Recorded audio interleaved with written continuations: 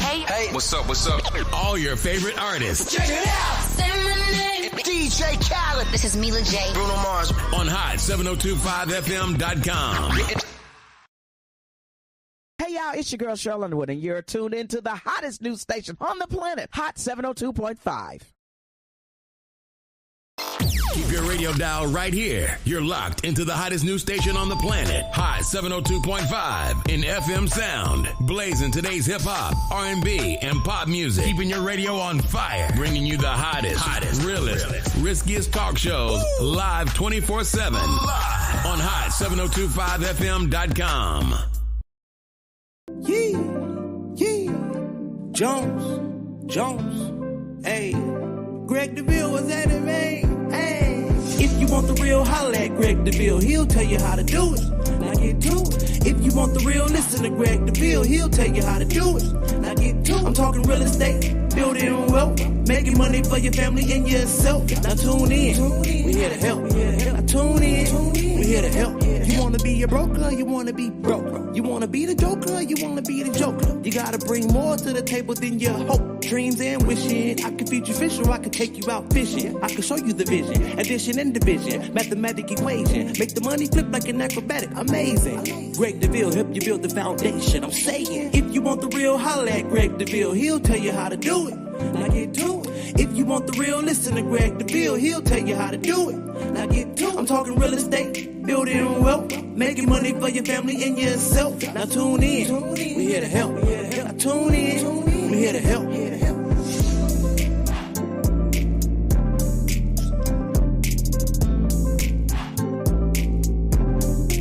right, Las Vegas. Good afternoon. 3 o'clock.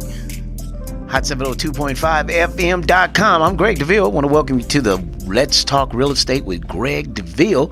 Every Thursday right here at 702.5fm.com. This is what we do. We talk real estate and a lot of other stuff. Today we're going to talk a little bit more about the Wealth Mindset, the second annual Wealth Mindset Conference, Las Vegas. We are so excited. We are just about 10 days out. And man, the excitement is, can I say brewing? It's brewing, man. It's like a fresh cup of coffee. It's hot. And we're going in. We're excited about it. It's going to be at the beautiful Red Rock Resort Casino Hotel in the Conference Center. That's going to be Sunday, April 7th at 10 a.m. And I've been interviewing my guests over the past month about the information that's going out that they'll be sharing. And today we have Mr. President himself, the NAACP. Mr. Quentin is on the line. Good afternoon, young man. How are you? What's going on, Greg? I'm doing well, thank you, sir. How about yourself? He all conservative. What's going on, Greg? Yeah. I'm all excited and fired up, man. Look, the time is getting there, man. And so I'm excited to hear what you got to bring, brother. I know you're excited. I see it all over you. You got information. We're going to give you the platform to share what it is. Man, look, you're going to be talking about creating impactful change. Now, I wanted to ask you, Quentin, what are you doing right now, man? Give us a little bit about yourself. Tell us a little bit. For those who don't know you, I mean, you're pretty popular. For sure. Well, that's nice.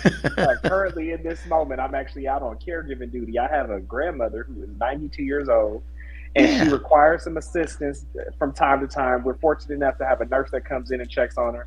But about once a month, I come out to Temecula and I check on her just to make sure she's walking, getting some fresh air, take her to get some food she enjoys, makes those runs to Target. And I get to pick her brain and talk about things from yesteryear and learn a little bit, man. We got to value these elders because they can teach us how to get out of this mess we're in. Man, you know what? I can attest. My mother, I took care of her. She moved in with me when she was 94. And she raised me. She was my godmother. And she lived with me until she was 100 years old. Then I had to put her into assisted living. Things got a little more difficult. As they age, they need a little more care. You know, it's good if they can stay at home, but they will at times need a little more round-the-clock care. So I commend you, young man, for taking that time. I know you said you're doing a lot of other stuff, but I'm going to tell you what's most valuable about what you're doing is spending time. That's valuable, man. So hats off to you, young man. Tell me, man, how old are you? I'm 37. I'm 37 years old. 37. I'm looking at 40 coming. I'm reflecting on my 30s, excited about the years that are left, but also just really stepping into this awareness of what it means to be turning 40, what it means to be turning 40 as a Black man. The things that matter to me now are way different than the things that mattered to me 10 years ago, which is why I'm honestly so excited about the Wealth Mindset Conference, because I didn't grow up in a family or in a community that talked a lot about like wealth building. It was like, get a good education, make sure you find a good job, be of service to your community. But now I'm like, well, most of that stuff don't pay me. So how can I be of service to my community and make sure I'm taking care of my family, you know? Yeah, that's wonderful, man. Look, so the college, give us a little history about yourself so we can kind of understand, where you're from. Sure. I'm from Kansas City, Missouri. So go Chiefs, home of the best barbecue. Okay. I had a very non-traditional route to education because I've always had to be supportive of my family in some way or another. So right out of high school, I tried to go to college, but I actually dropped out of college 5 times before I got it right. And by the time I went back to college, I was aware of how to learn. I know that sounds strange, but when I went back, I knew I went back with a very specific purpose to learn certain things that I'm actually doing today, So when I went back as a non-traditional student, I went to Rockhurst University. It's a private Jesuit school. A lot of their curriculums focused on service learning. So we did service projects. So much of my life, saying this out loud, it's like, wow, I've just kind of been surrounded by service my whole life. I got my master's degree from Purdue University. I got a master's degree in communication, and previously worked for my hometown mayor. I was a public policy advisor to him, and moved to Las Vegas after that ended in 2017, and have been, sowing my roots ever since, and trying to create meaningful impact in our community. Man, so tell me about how it feels to be on the NAACP and the president of the Nevada or the Las Vegas chapter. Give us yes, about what is that like, and what are your duties entailed in that? That's a great question. Thank you. What's it like? Man, I really don't know how to answer that. There are days that I'm like, oh, I love this. This is great. And then there are other days that I'm like, I'm cool. Fun fact, and this is not me, because people know I go around saying all the time, this is my free job. The NAACP is my free job. The NAACP does not pay a salary to its president. And that's less about me, but more of a testament to the leaders who have come through our branch, like a Lou Bertha Johnson, like a Sarah Ann Knight Preddy, like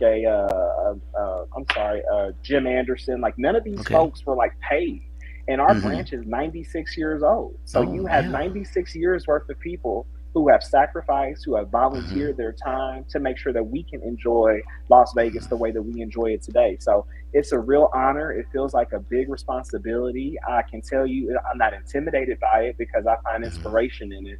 I know that my heart is pure. I move in integrity. I try to move in integrity, and I encourage my community to pull my coattail when you see me slipping. But Las Vegas matters to me. The community matters to me. So it feels like a big responsibility to build on the rich legacy that's already there. You asked about some of my day-to-day responsibilities. Man, they can be really as fun as going to like really high-profile events and mingling with other folks that can be helpful, help you identify resources, or it could be as tedious as sitting in the office all day and taking calls from people. We get so many complaints from folks all throughout the valley who feel like their civil rights have been violated.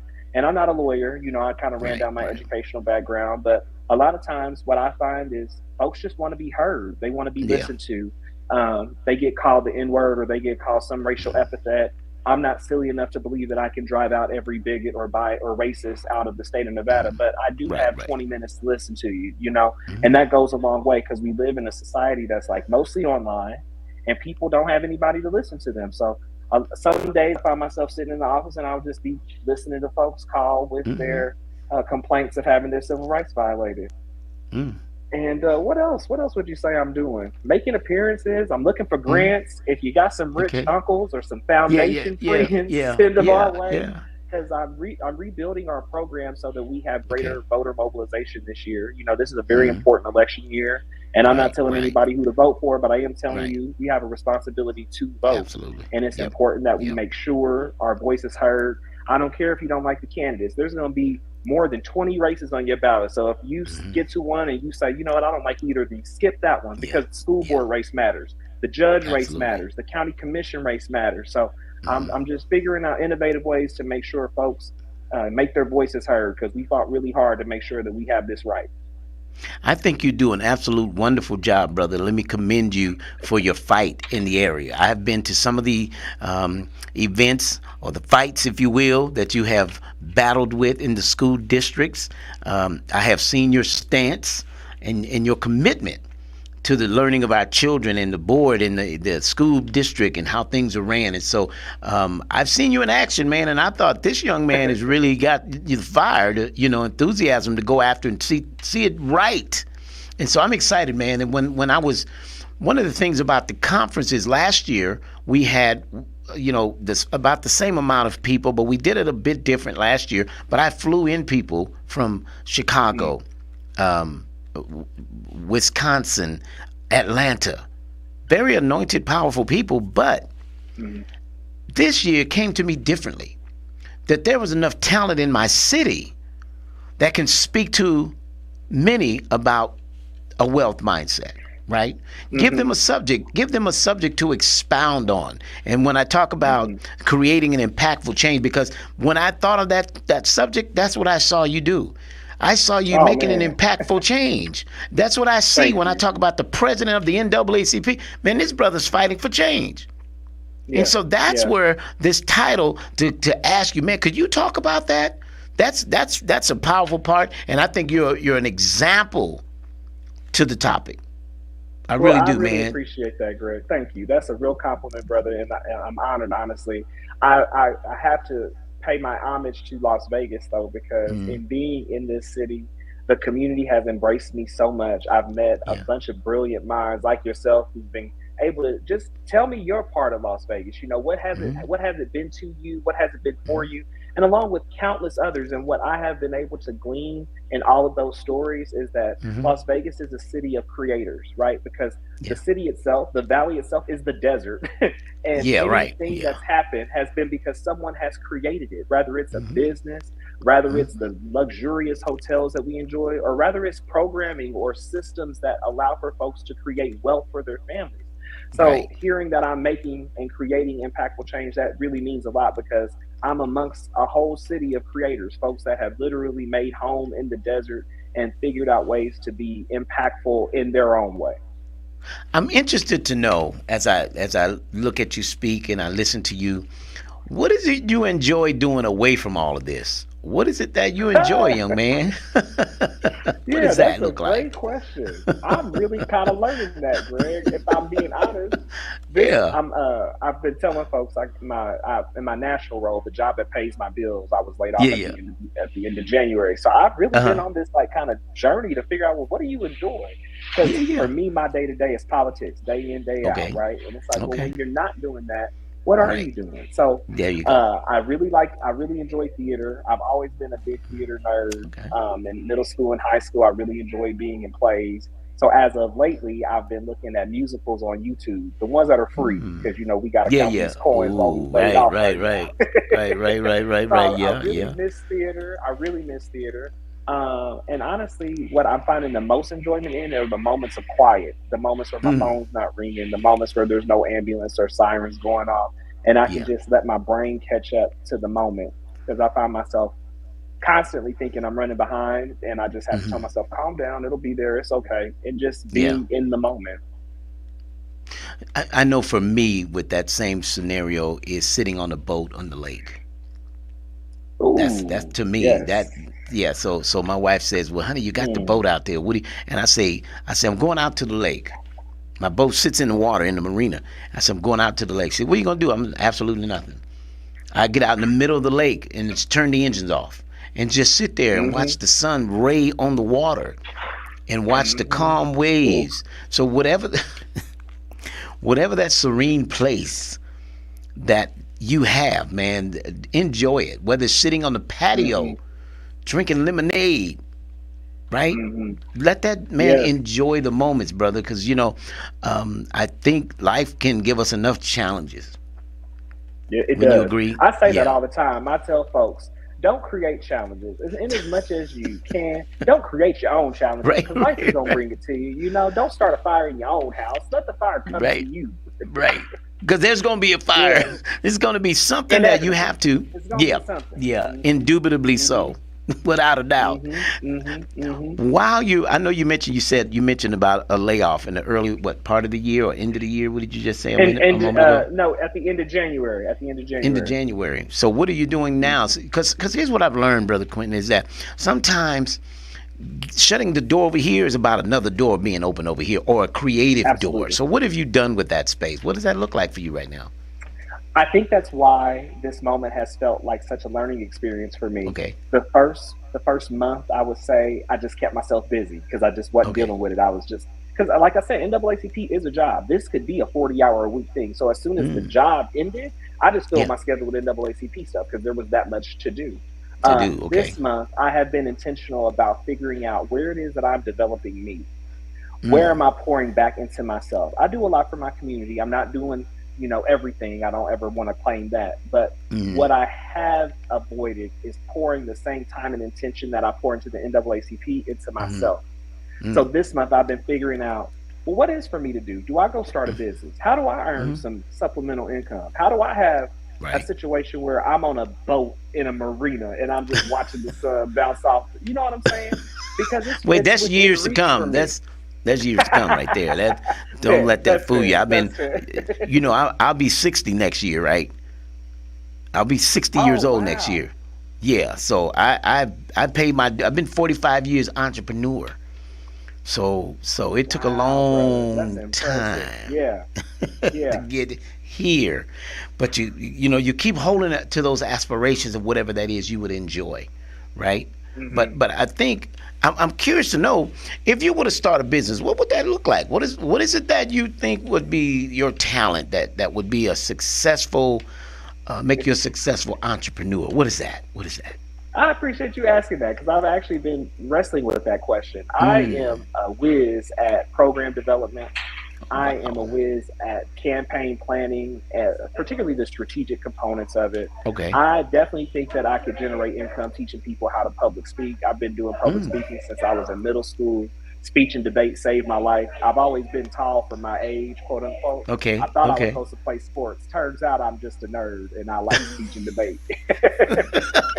So I definitely could generate an income teaching people how to public speak, how to overcome anxieties around public speaking, things of that nature. But that's a great question because I've been thinking about that. Like, well, how can you be making some money, sir? or linking up with someone who needs. If we would have asked, if we did it this way, if I were to say, give me what your resume looks like to someone that's hearing the show, that's looking for an assistant, so that you could get your feet wet in doing this new venture. Because what did you just leave? What was that job like? What was your previous employment? What did you do? I was the national political director at Run for Something, and Run for Something is an organization that teaches people how to run for office, specifically people of color, under 40, teaches them how to run for local office, city council, county, election administrator, school board, things of that nature. Oh, really? I didn't know that. I thought you just put your name in a pot and try it out and see if you can win. So there's lessons to learn to run to be a politician. Right. That would make really? a great consultancy, right? Yeah, seriously. Right. Oh, okay. So, but if someone were listening and you need some employment, what would you say you would take on to do right now? If I know you said you're with mom or grandmom right now, but if you were to come back and you see I could do a part-time, somebody looking for somebody part-time, what would that job look like that you'd be interested in taking right now? Oh man, it would be this work that I'm currently already doing. I'm doing this community organizing, this community affairs type of work, helping folks develop their programming, helping folks develop strategic plans to get to an end goal in mind. Okay. That would be work that I could absolutely take up tomorrow. I could absolutely take up candidate coaching tomorrow. We have a lot of new folks that are running for office who may or may not have a great deal of experience in the political sphere. I've done that work. I have a track record of saying I've helped X, Y number of people run for office, and this number have been successful, right? So I can definitely help with those things. I think I can help some of these nonprofit organizations like the NAACP around fundraising. I think that I would be good at being able to help identify prospective folks that can donate funds to organizations that are building power for community change and sustainable community change. Okay. So we put it out there. Those that are listening, you have a way that you think you could use. I do have a couple resources that I want to connect you with next week. That I don't know. Just I want you to meet a couple people. You may know them, but I don't know. I just feel like I should link you together. And you probably know them. I don't know. I'm not going to just think that you do. But no, please, look, I welcome all the connections because I'm building yes. an army at the NAACP. Okay, right. There you go. And so I want to make the connection for you. I want to thank you for your time. I know you're in California and you took the time to be on the Greg Deville Show, and I want to appreciate you. And let me appreciate you also for taking on a speaker at the second annual Wealth Mindset Conference, brother. I really, really appreciate that. You coming out and pouring your information as a young man. I think you're wise beyond your time, young man. Who is the youngest out of your studies? Who's the youngest president you're aware of? You are of the NAACP. So remember how I told you I encouraged community members to pull my coattail? I got my coattail pulled. Okay. So I found out that the youngest Las Vegas branch president was Reverend Marion Bennett, who was the father of retired Judge Karen Bennett Herron. Yeah. So it was Judge Karen who was like, sir, my father was actually the young. I was like, see, Judge, you got to tell me these things. So I say I was amongst the youngest. Amongst the youngest. Okay. Very good. Well, listen, we appreciate what you offer, the services you provide, the fight that you have, and the consistency of what you do in the NAACP, Mr. President. So I take my hats off to you, young man. I want to encourage you to continue to do what you're doing. And when you feel discouraged, call me because I've been an entrepreneur for over 45 years. I started as a young man, and when you get discouraged, I want to be a mentor for you to call. Not that I got all the answers. I'm not a politician, but I want to tell you some things how to get through a fight. Okay, I've been in a lot of fights. All right, so I just want to offer my service. I appreciate that. Yes, sir. Yes, sir. And so you drive safely or fly back safely. But when we get back, we look forward to next Sunday at 10 a.m. to see. Well, we got to talk before then because I need the NAACP to be in the conference. We need a table set up so we can get registered voters in there. All right? Yes, sir. I'm working on that right now. Yes, sir. So enjoy Grandma, enjoy Temecula, and we'll talk to you next time. All right. Well, thank you so much, Quentin. We appreciate you. You are an awesome young man. We really, really appreciate you. I have another wonderful speaker that will be coming on. He is actually on standby right now. This young man, I call him a young man. He's just a little bit younger than me, but I get to call him a young man. But that's okay. It's all right. No worries.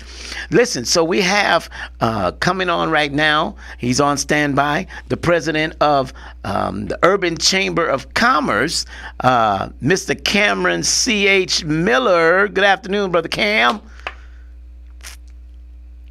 Your mic is muted on me here.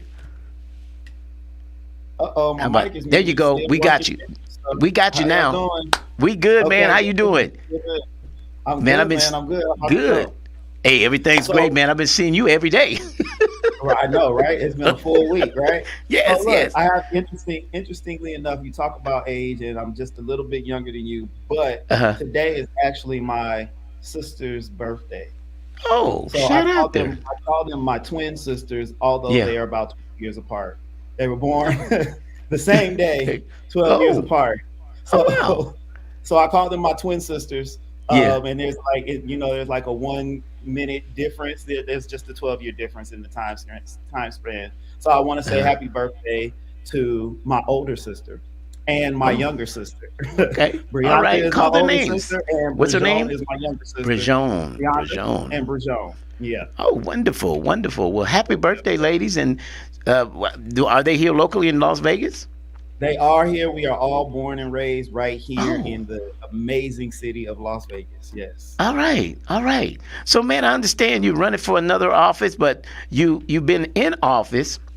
And tell me, I've heard some bits of what you have passed in the legislation while you were there. Tell us a little bit about that, man. I wanted to hear. You were at you were speaking the other day. We were at another event.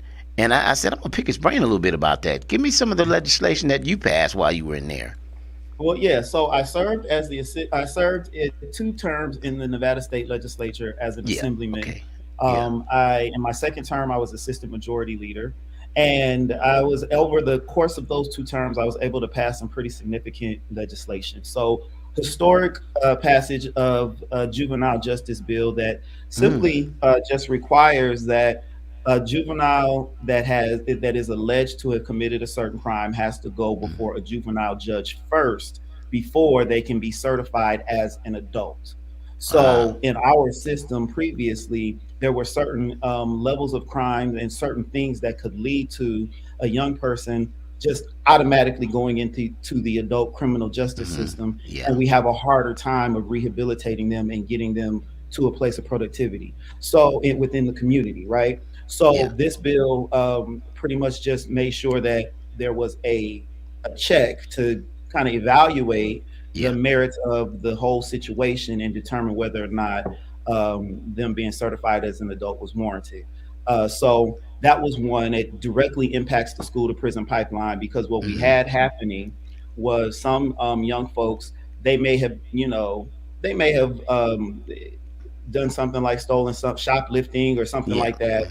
and then they get in the system, and then they could be truant at school, missing classes Mm. and things like that, and it all comes together, and then the next thing you know, they would be automatically certified as an adult, and Mm. that type of people age out of that type of behavior. So Yeah. Right. we don't Right. want Right. to Yeah. penalize the rest of their Mm. life for Mm. some bad mistakes, because the difference between them and a lot of us other folks is just simply that some of us just didn't get caught before we stopped doing it, right? And Right. Right. I like plain and simple because young people Yeah. make poor decisions all the time, Yeah. right? Yeah. So some of us just didn't get caught, and we were able to age out of the behavior Yeah. that would have essentially, caused us to suffer the rest of our lives. So that was a big deal. Okay. Then I did a deal. I passed a bill dealing specifically with towing and vehicles Hmm. being towed when they were properly parked in their parking space at a home. So Mm. this isn't like an HOA community or apartment community, and the car is not currently registered or it didn't have the Right. registration sticker posted, Mm. right? Mm. And so those cars were being towed. And what I realized is that like this is an economic issue because Mm. for the most part, people whose vehicles are not currently registered, it's not because they're rebelling against the system. We don't say, Right. screw the system, I'm not registering my car. That's not what Yeah. we do. You know what I'm Yeah. saying? Right. So Right. it's more of an indication of an economic hardship in the Right. family, in the household, Mm. right? I need my car Mm. to go to work and to do this, but if my rent is too high, and at the time inflation was really high and the cost of Mm. everything was high, and if I can't register my car, if I have to make a decision on whether I'm gonna buy these $200-300 worth of groceries for my family, Yeah. if I'm gonna pay Yeah. this light bill, which sometimes is outrageous, or Yeah. register my car this month, I might not register my car, right? Yeah. So Yeah. more of an economic issue. Mm-hmm. And so we were able to put a barrier in place so that folks' cars are not just immediately taken for the sole reason of registration. Now, if you park on top of a fire hydrant or in a handicap Yeah. spot and you're not Right. supposed Right. to, Right. your car can still be towed, right? Right. Yeah. So Of course. Right. Right. um, Yeah. so there was that. And then I passed a traffic stop safety bill, which pretty much enhanced safety for law enforcement and Mm. folks who are pulled over who may communicate differently. And when I say that, I mean they may have a hearing impairment, they may be autistic, or have some other a challenge Mm. that doesn't allow them to communicate in the same way that most folks communicate. And so that becomes important when we hear stories about law enforcement interacting with folks that are autistic and just didn't Mm. understand the communication from the law enforcement officer in the same Mm. way. So the response didn't come back the same way. Mm. So it was a great bill that was really important to ensure that those stops are safer. And so I didn't tell you what it actually does. It allows folks who have these types of communication Uh, differences to voluntarily put a designation on their vehicle registration and on their oh. driver's license that they have this communication barrier, and they would, so that law enforcement has as much information as early as possible on Right. how to interact with those folks. So that Right. was a big deal. And then I passed so the lottery. You know, that our state doesn't have a lottery, so Right. anytime Right. the numbers get big, you see the news stories, and they're lined up at our borders trying to buy lottery tickets. So the lottery has been banned in our constitution since our state has been a state, Yeah. right? Yeah. There have been multiple attempts over the years to get us that ban removed from the Constitution, and so far I've gotten it the furthest step. So just in Okay. this past session, we got the bill passed through the legislature. It's a Okay. resolution that just simply removes the prohibition of the lottery from the Constitution. It Okay. has to go through another legislative session, be voted on by that legislature, and then a vote of the people. So, Okay. not this particular ballot, but hopefully the next ballot, those people from Nevada will be able to weigh in and say, hey, we want a lottery or we don't want a lottery. Yeah. Bottom line is, we've never been asked, we've never had the opportunity to weigh in on it as Yeah. citizens of Nevada, right? As residents here. So I wanted to make sure that we move that as far forward as we could move it. And particularly, I think we leave money on the table when you see those folks lined up at the borders, and they're putting money in other states, California, Arizona, wherever, and those states have programming that they do with those dollars. We're a state that doesn't have an income tax, right? So we're funded and we move and we operate a little bit differently. And so we can't afford to leave any money on the table. And so what I want that money to do is go specifically to youth mental health services. We have a mental health crisis across the board, but particularly with our youth.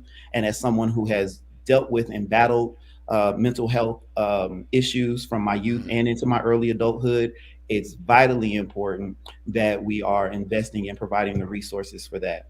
Then I tried some other things, some big bills, like I tried some cannabis legislation. And while we weren't able to get that bill across the finish line in my first session, it actually changed the narrative on how they passed the cannabis lounge legislation, and making sure that the social equity piece of that had more, teeth to it. It created more opportunity.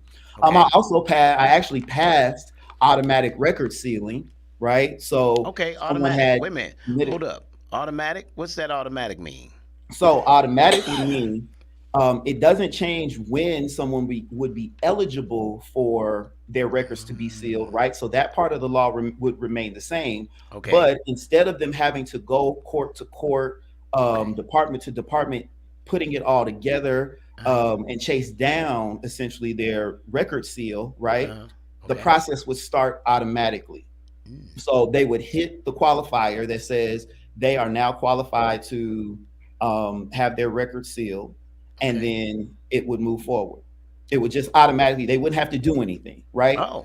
So we passed it through the legislature, but this is the thing, and this is why elections matter and they have consequences. And you got to have folks that are aligned with you, because our governor vetoed it. So we passed it, but it was vetoed. So it's not law. You know what I'm saying? Okay. But it's something that would, again, when we talk about economic enhancement or development or anything like that, that's one of those pieces. Like, if people can't get an apartment, they can't get a job, and they have served their time. We have said they are eligible to have their record sealed. How much longer are we going to punish them for mistakes in their youth? Right. So we want to. So that was the goal there. So those are some of the bills that I passed during my time in the legislature. And now I have decided to run for Las Vegas City Council for the Ward 5 seat. And when we look at some of the stuff that I've done there, this is about bringing economic opportunity full circle. So if I keep the young people out of going to prison, I need to make sure that they have jobs and they have opportunities to live and thrive in their community, right? If we do bring mental health, if we do get the lottery, we need to have mental health services and things like that in our community, because that's going to help people economically advance. If we can get automatic record sealing actually passed and into law, past our governor, right? at some point. Then those folks, they need to have economic opportunities to be able to support their families, to build their own wealth. And that is one of the reasons why I'm excited about being one of the speakers at the at the wealth mindset. I mean, the conference. Yes, the wealth mindset. But we'll talk about the growth mindset, the wealth growth mindset. Yes. There you go. Then expansion. I'll get it together. I've been talking a long time. I should drink some water. Yeah, and expansion, the wealth mindset, growth and expansion. Absolutely. We're excited, man. You know, I want to know, before you got on to, you know, all these moves you've made, what was it like growing up as a kid in Vegas? What were some of your, you know, things you enjoyed doing, man? Where'd you go to school? Tell us a little bit about yourself. So I tell people all the time, growing up in Las Vegas is like growing up anywhere else. I didn't grow up anywhere else, so I don't know what it was like to grow up. I don't have nothing to compare it to. I just know it was like growing up in Las Vegas. I mean, it's interesting because you have the gaming industry, you have some things that a lot of other communities don't have that I think create a unique experience, right? But I couldn't compare it because I don't know what any other kid grew up with without it, right? But I mean, I loved it outside of the hot summers, which I remember being a kid, and I remember the numbers being hotter than they say they are now, but we still went outside for a little bit anyways. We still played a bit in the heat. And one of the things I loved to do growing up was skating. Every Friday and Saturday night, you could find me and the crew at Crystal Palace, one of the Crystal Palaces around town. You know, I fell in love with arts and entertainment. So I was an actor. I started acting at 16 years old. And started performing in shows and plays, and, you know, ended up producing some plays that, you know, traveled the country. And then that turned into film and television acting, and then producing, and, you know, so on and so forth. But growing up in Vegas was special. All right, good stuff. It was hot and dry. Yeah. But it was fun because we had pools and we swam a lot, and we were in the water, and, you know, we had water balloon fights. And all those things. So now, let's say you get out of politics. What is something you enjoy doing? What would you do after all this is said and done? What's your next achievement look like for you? After all what is said and done, I don't know. The mayor, you're doing the city council, you do all of that.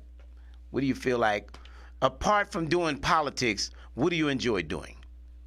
So I mean, I enjoy what I do, and I don't know how to describe that.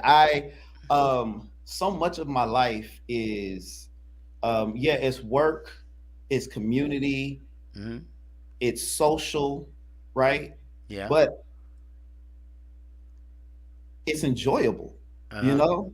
So I don't feel like I am, I mean, I work because there's responsibility to it all, right?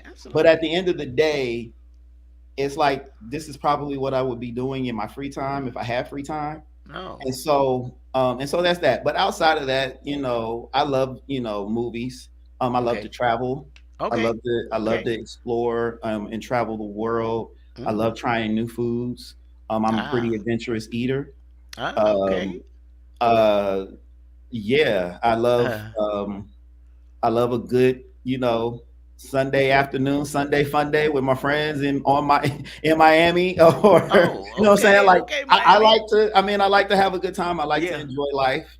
But the work that I do, for the most part, you know, I get off, and what people, they go to happy hour or different things like that. And I go to happy hour, and I'm talking business, I'm talking community development, I'm talking economic development, I'm talking about how we're going to help, you know, solve some of our most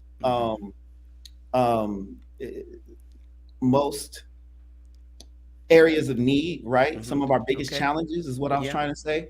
But I'm also doing it in a room full of like-minded people, you know, having a cocktail or so. So it's fun listening to some music. We talk community business at comedy shows. You know what I'm saying? You know what I'm saying? Like, we just were at a comedy show last night, actually. And you know, we're talking about what we need to do to move the needle forward at the same time. And so I can't say that I don't enjoy what I'm doing, or I would be doing something else in my free time, because this is pretty dope. It's pretty dope. That's good, man. And I can attest because everywhere I go, I'm real estate. I'm real estate. It just before I know it, I start a conversation on it. It just Right. it's just that's the way it flows. But there are some things I do apart from it. I was just talking to Quentin, president NAA, and I was just telling him my thing is sitting on the boat in the lake. I love to go out on the water, sit out on the lake, and do nothing, and just let my mind just absorb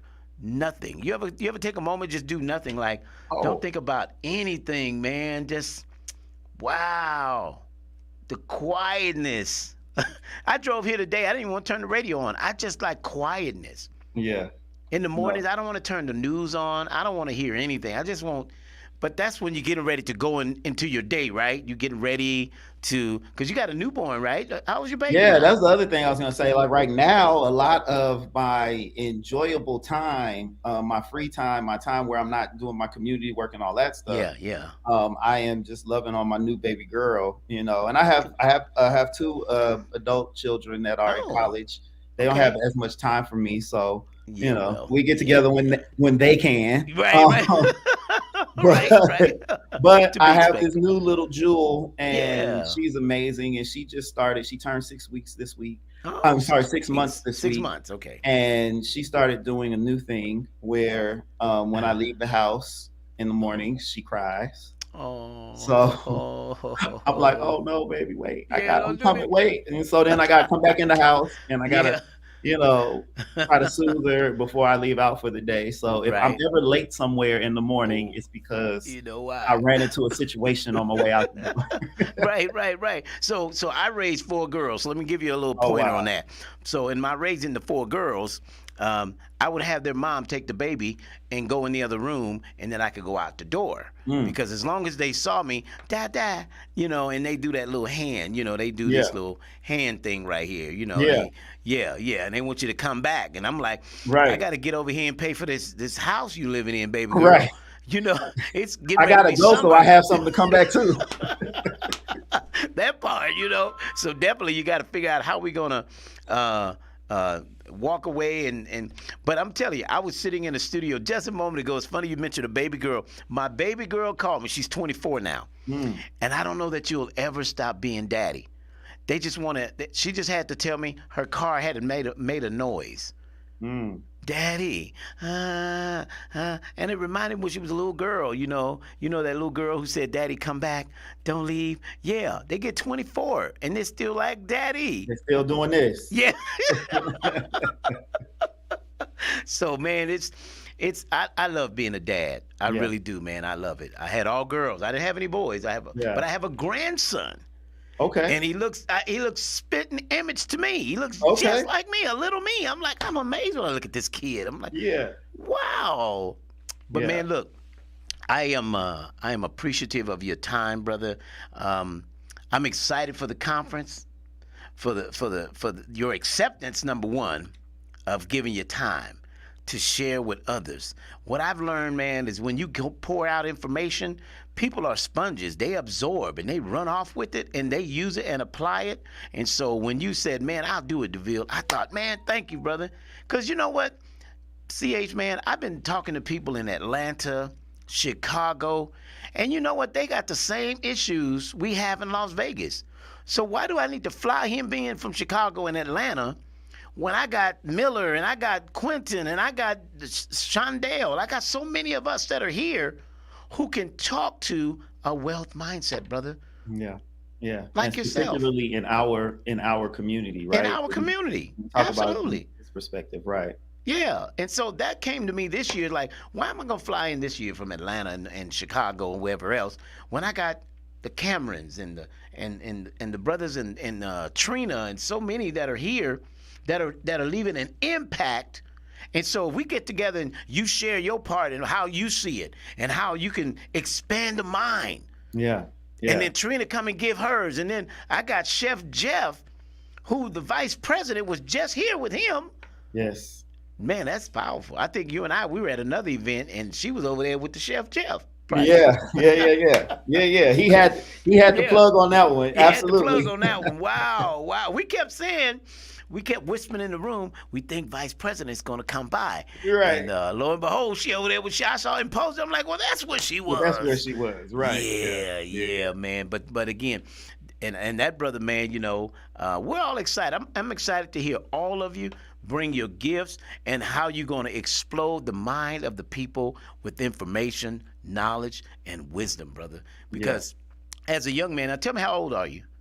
Oh, no. I tell people, I say I'm old enough to know better and young enough to not care. Hey, no.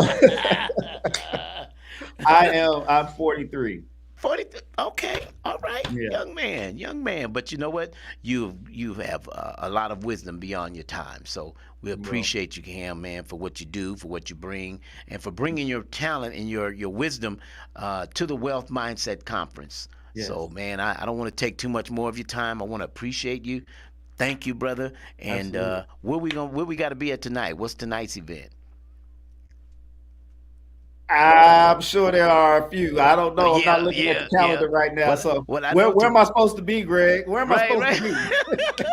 Look, I know tomorrow we're going to be at there's an event tomorrow Urban has, the Urban Chamber. Yes. So tomorrow, I know we are doing our Women in Business and Politics Awards Luncheon, and I'm really excited about it. Two things. One, I'm excited about the honorees. I mean, just spectacular women who are doing big things, both in politics and in business, and for some in politics and business at the same time. Because if you're in business and you're not in politics, you're probably not going to be in business long. I just will say that because much of what you do as a business owner revolves around what happens in our legal system and with the folks who are creating and applying those laws. And so those who understand what you need as a business owner are vitally important, and who you're able to support and get behind and all that kind of stuff. It's about relationship building. And Greg, you've heard me talk about relationships. Relationships, I feel, are our currency. Relationships take us into rooms we don't have. It doesn't matter how much money you have. You can't get in the room unless you have the right relationship, right? They get things done for you. They move the needle for you. Sometimes you can have all the money, you can have all the right things in place, but it's time, right? And relationships can expedite time in certain situations. And so being involved in the politics, in the political world as a business owner is one, about understanding how laws are going to directly impact the way that you operate and handle your business. But it's also about building and creating relationships with folks that you can get on the phone and call and say, hey, this is the issue that I'm having, can you help? And usually elected officials have, folks that they can reach out to who are simply going to move a little differently just because it's the person who called them. So it's just, it is what it is. Everybody knows that, right? But I went on a tangent there because we are talking about women in business and politics, luncheon, and the awardees, right? And so I'm so excited about these powerful women who are doing great things. On top of that, we're going to have an amazing panel discussion about the economic expansion of Southern Nevada. And so from that, we have, folks who are in the sports and entertainment field. We have, someone from Brightline, the big train, the super train that's coming to connect us to Los Angeles. And then we have what is one of our biggest crisis areas, which is housing, and how all of this is going to impact our housing and what we can do now to move to prepare ourselves and to start getting some things in place so that we don't have even more of a significant housing crisis. So it's going to be a spectacular afternoon of excellence, I like to call it, with celebrating some powerful women. It's Women's History Month, and the first entrepreneur I knew was my stepmother, my bonus mom. She and my father, they opened a hair salon when I was 5 years old. And I've watched, women do great things in business and in politics my whole life. So the other reason I'm really excited about it is I am, I like to do events, and I like to think I'm pretty good at doing events and putting things together. This is the first time that I am hands off. And we have hired one of our members, Smart Time Consultants, to put the entire the entire luncheon together. Yeah. So I'm really excited. She told me, she said, look, Rhonda Nola, she said, you don't have to do anything but show up. Right. She don't understand. I took that to heart. All right. People ask me like, well, what's going on? What's happening? I have no idea. I'm going just like y'all are going. Right. We're going to all find out together. We're going to find out together. Please make me look good. Just please make me look good. Right. But no, it's going to be spectacular. She's done a lot of great things and big events and things like that. So I'm sure it's going to be a spectacular event. And we are sold out to capacity. I said, look, y'all, I need one more table added today. And they were like, we are maxed out. Like, we can't add another table. I was like, no, we have to add another table, please. I'd have told these people already that they could come. So they're trying to work that out for me right now, but we are to capacity. It's sold out. So I'm really excited for tomorrow. And I think I registered. At least I hope I did. I'm gonna go check my ticket. Make sure. I hope I did, because I sure got it. I sure got my sport coat ready that I'm gonna have for tomorrow. I got my ready tomorrow sport coat for tomorrow. I'm saying, man, we're gonna honor some great people. It's gonna put us in the room. I love network. I really do, Cam. I love to network. That's why I can go events. My wife is not as social butterfly as me, but man, networking is just fabulous. And in fact, that's how I built my business. I've been an entrepreneur for over 42 years. Wow. And I built my business from network, just meeting people, getting cards, reaching out. So again, man, thank you so much, brother, for your time, Cam, man. It's a blessing to have you come on and again, to be a part of the Wealth Mindset Conference, the second annual Wealth Mindset Conference there at the Red Rock. You have a 2-night stay at the Red Rock I want to remind you of. So tell your wife, bring the baby. And well, I don't know if you're going to bring, because we don't have the baby in the conference. I don't know how you're going to do that, but you'll figure that out. But you got 2 nights there at the Red Rock, and and every room is fabulous. If you have not been there, every room's fabulous. It's a beautiful venue. Our Saturday night is a meet and greet. So if you check into your hotel by 3, we'll have a chartered bus. It's going to take us from the Red Rock over to C3 Seafood. So we're going to have the meet and greet at C3 Seafood right there, Sahara and Decatur. And nice. We're going to have a nice little venue there for meet and greet and hors d'oeuvres, and just have a good time for a little while from 6 to 9. So if you want to be part of the shuttle, that shuttle will be leaving the hotel at 5:30. So if you can on that Saturday afternoon, check in by 3 p.m. And again, you can drive your own car over, but we just wanted everybody to come in the shuttle if you want. No, I don't think I'm going to drive my car. I think I need to get my mindset for the message that I have to deliver and pour in. So I'm going to go ahead and take advantage of all of the amenities. Right. There you go. That's the kind of energy I'm flowing with. Right.